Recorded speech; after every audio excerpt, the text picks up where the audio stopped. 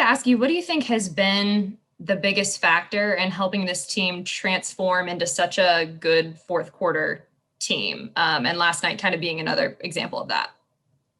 Yeah, I think, just making sure we're organized, getting good shots, not being too rushed. I think the epitome of that is the very last possession. And, the play, to be honest, kind of fell apart. John's shoe fell off. He fell to the ground, and there was kind of a big mix-up for a sec. We're all looking at each other, what are we going to do? And Trey had the mindset to just kind of clear everybody out and go to work himself. And I think that's just kind of what we've been trying to do, is make sure we're organized, make sure we're getting the ball in the hands of guys we want the ball in the hands to, and getting ourselves into sets where we know we can be effective. Is that something that this team just kind of had to slowly learn throughout the season, or how much has Nate helped you guys learn to buckle down and win these close ones?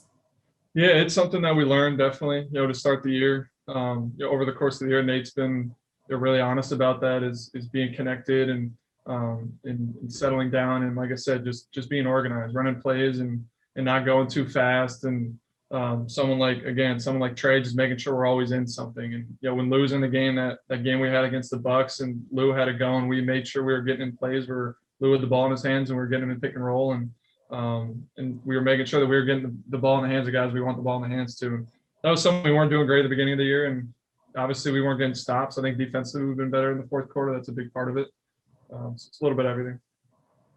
What did you make of that crowd last night? That's New York for you. It's we kind of knew it was going to be like that. We knew it was going to be loud. Don't know if we expected some of the language that was going to be out there, but that's New York. They're passionate fans. Zach Klein. Was it everything you thought it would be, your first playoff game? Heart racing? It was. My adrenaline was so high. I think I jumped the highest I ever had in my life in warm-ups, which is obviously really excited. And it was a mixture of both. The energy of the crowd. You get booed onto a court, it's almost just as fun as walking onto a court with everybody cheering for you. There was a great energy in the building. I think we fed off that again to start the game. It was kind of that underdog mentality coming in and trying to take game one, and it was really fun, honestly. And we expect the same for Wednesday. Jeff Schultz. Kevin, I know you're from New York, but you're from upstate New York. So I'm curious, which is like a whole different world from Manhattan. So when you walk into Madison Square Garden, do you consider yourself a native New Yorker, or do you consider these people are a little bit different? New York City is definitely a little bit different, but New York is New York. I grew up coming down and playing AU tournaments down here and playing against different players that were from New York and in the city, and mostly playing Barclays. I don't think I played in MSG until I got to college, but grew up coming down here. Like I said, play down here a lot, but you said it's definitely a different scene where I'm from rather than being down here. So I know you're familiar with Garden crowds though, and New York sports fans in general. Did that surprise you at all, what you heard last night? No, it really didn't. It really didn't, and you kind of expect that. I wouldn't say I was a Knicks fan growing up on TV. Growing up, I wasn't a Knicks fan. I wasn't really, I didn't really have an NBA team, but you kind of knew. And New York fans in general are just crazy. And again, they're a passionate bunch. It's tough to play in front of. It's tough to play on a team in New York just with how much they expect out of you, obviously. And that's just kind of how they are. I think you'd want that rather than a fan base that obviously didn't care. The one thing you can't say about New York fans is that they don't care. And you referenced a little while ago about kind of being underdogs and everything being overlooked. You have a New York team. How does it feel in a series like this, to sort of be underdogs, to almost be the bad guys as you go into a place like, Madison Square Garden where everybody's booing you and shouting things? Yeah, I don't think we went into this trying to be the bad guys. I think in some ways they make you out to be the bad guy, especially when you come in here and you win in their building and you tell them about it when you win in their building. That underdog, obviously getting the 5th seed, they beat us 3 times.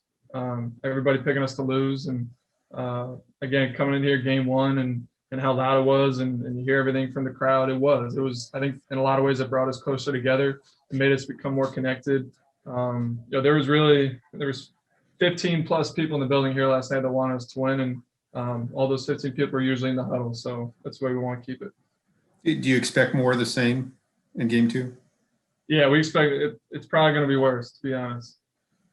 You think they're going to be saying "F you, Heurter" or what? I don't know. To me, I'm sure Trey will get it right away at the beginning of the game, but it's going to be just as loud, if not louder. I can't imagine anybody had ever yelled anything bad to you. There was. You get in high school. You get in high school, especially going the road. When you're the most known player on the other team, usually you get something. Anything funny?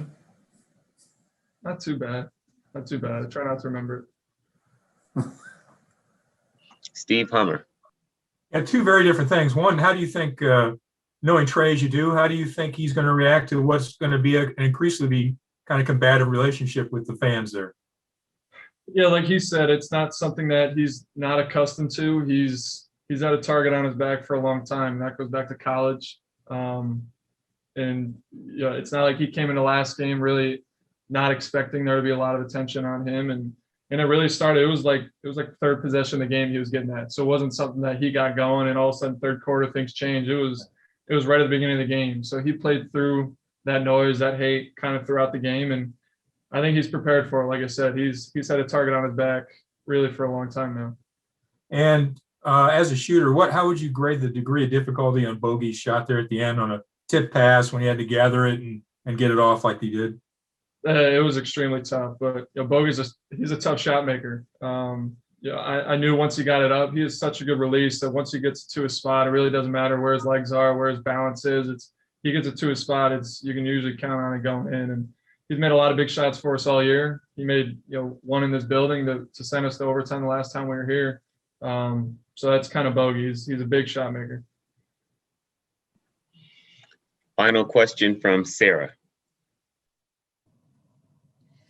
Yeah, just given the environment, given that it was a bunch of y'all's first playoff game, how happy are you with the way y'all took care of the ball last night? With I think it was only 6 turnovers.